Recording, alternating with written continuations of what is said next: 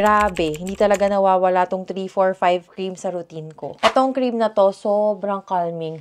Lalo na kapag yung skin ko ay super irritated. Alam mo yung parang mamula-mula, dry. Ito yung pang-lock ko sa aking skincare. Siya yung pinaka-last na nilalagay ko. Tapos the next day, sobrang ganda ng balat ko. Plump, parang baby face, tapos smooth siya. Alam nyo tong product na to, lahat ng mga ingredients na gustong-gusto ko sa skincare ay nandito. Meron tong panthenol, may niacinamide, centella asiatica. Kaya hindi rin nakakagulat na sobrang hype tong product na to kasi nga ang ganda niya sa skin. Hindi perfect yung skin ko. Kung napapansin nyo, meron akong mga hyperpigmentation lalo na dito sa gilid ng nose and then dito sa aking chin. Pero sobrang in-improve ng balat ko compared last month. So ito yung photo ng face ko last month, June 29. Dry tapos naglabasan yung mga tigyawat ko. Thankfully nakabuo ako ng skincare routine na talagang perfect sa balat ko and unti-unti na siyang naging okay kahit papano. Anyway, katapos ko lang mag-skincare and pakita ko sa inyo itong aking mahiwagang basket na puno ng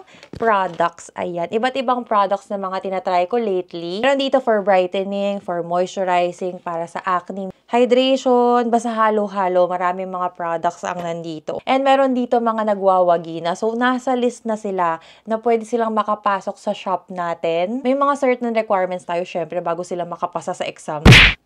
Let me know kung curious kayo or meron kayong mga certain products. For example, kailangan nyo ng something for your underarm, which is meron din dito. Pero yun nga, pag may mga ganong klase kayo ng products na gustong hanapin, let me know para mahanap natin.